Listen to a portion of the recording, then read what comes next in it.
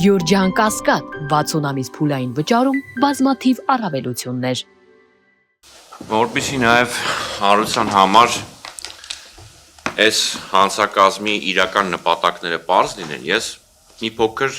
քրոնոլոգիական բան անեմ, էլի, ներկայացում անեմ, ես տեսա Նայիրային ազատությունից, ով լուսաբանում էր նաև Ավետիք Չալաբյանի գործը հենց ի սկզբանե, եւ մենք շատ ենք զրուցել նաև այս հոդվածի քրեական օրենսգրքում ներմուծման եւ դրա շատ հետաքրքիր ընթացքի մասին։ 2021 թվականին ընդունված քրեական օրենսգրքի մեջ, այսինքն նոր քրեական օրենսգրքի մեջ, այս հանցակազմը բացակայում էր։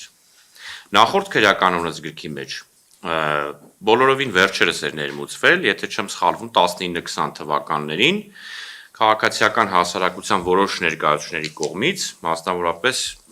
ակտիվ լոբինգով զբաղված էր դրա պարոն Դանիել Լեոնիսյանը, 163-րդ հոդվածի շրջանակներում նյութապես շահագրգռել է հավաքներին մասնակցելու նպատակով։ Երբ 21 թվականին ընդունվեց նոր քրեական օրենսգիրքը, այդ կտորը չկար նոր քրեական օրենսգիրքում։ Եվ այդ ժամանակ հրապարակվեց հենց Չալաբյանի քրեական հետապնդման պահից Հայաստանի Հելսինկյան կոմիտեի երջանկահիշատակ իրավապաշտպան Ավետիք Իշխանյանի գլխավորած իրավապաշտպան կազմակերպության կողմից կազմվեց զեկույց, որտեղ կազմակերպությունը բացահայտեց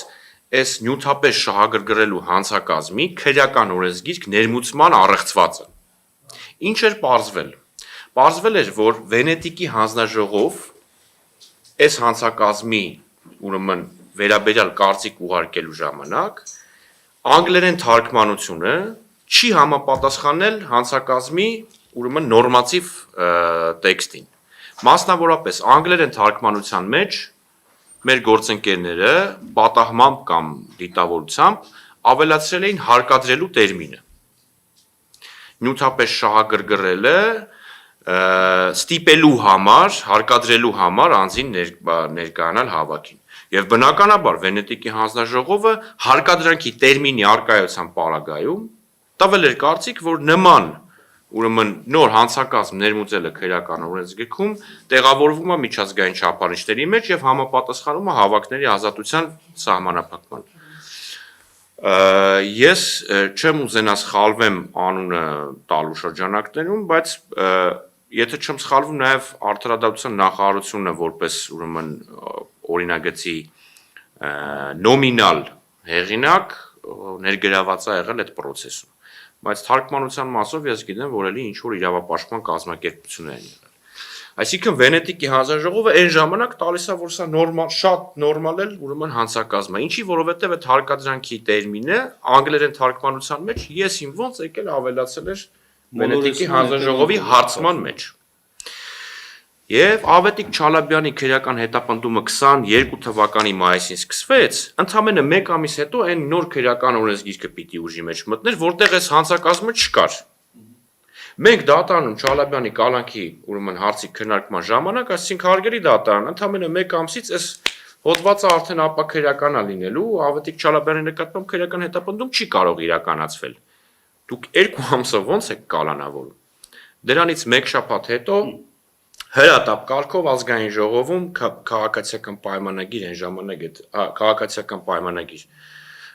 ուրեմն ֆրակցիան բերեց օրինագիծ, որով ավելացնում էին կամ էլի արդարադատ նախը, որով էլի ավելացնում էին այս նյութապես շահագրգռելու հանցակազմը, որպիսի թե Ավետիք Չալաբյանին եւ թե հետագայում ինչպես պետքա պարզվեր դաշնակցության մեր ընկերներին, մնացած շարժումների տարբեր գործընկերների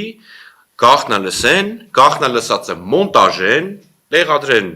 պրոիշխանական ուրեմն լրատվամիջոցներում, դրա հիման վրա գտնվի մի ոստիկան, որը շատ պատահաբար մտնում է Media-News.net news site-ը, տեսնում է ինչ-որ գաղտնալսված ձայնագրություն, դրա հիման վրա զեկուցագիր է կազմում քննչական իր ղեկավարին, ղեկավարն էլ հաղորդում է ներկայացնում քննչական կոմիտեին։ Ու շատ պատահաբար անպայման այդ գաղտնալսման մասնակիցը լինում է անդիմադիր կամ ընդդիմախոս քաղաքական կամ հասարակական գործիչ, որը ամենայն հավանականությամբ կալանավորվում է։ Եվ դրա հետ մեկտեղ մենք ունենք նաև 2023 թվականի Երևանի ավականու ուրեմն քարոզարշավի ժամանակ շատ կոնկրետ դեպք ձայնագրված բլոգեր Արտուր Չախոյանը նոր-նորքի Գայի Արցանի հատվածում քաղաքացիական պայմանագիր կուսակցության հանրահավաքի ժամանակ ում մոտենումը հարցնում է որտեղից եք, ասում են ես որ մանկապարտեզի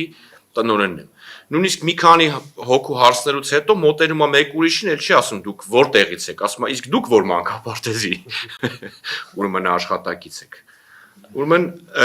ընդհանուր առմամբ էսա շատ ողջունելի է, որ Վենետիկի հանձնաժողովը ուրեմն հնարավորություն ունեցավ նաև սահմանադրական դատանի դիմումի հիման վրա, ուշացած դիմումի հիման վրա,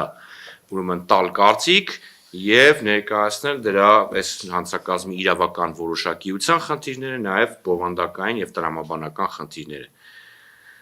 Ինչի մասին մենք խոսում էինք դեռևս 2022 թվականից, Նայարան շատ լավ կհիշի, որ մենք Չալաբյանի գործով միջնորդություն էինք ներկայացրել, որ դեռևս մնացական Մարտիրոսյանը գործը կասեցնի դիմի սահմանադրական դատարան, բնականաբար մնացական Մարտիրոսյանը մերժել էր մեր դիմումը, բայց դե ամեն ինչ ունի իր ավարտը։ Այսքանը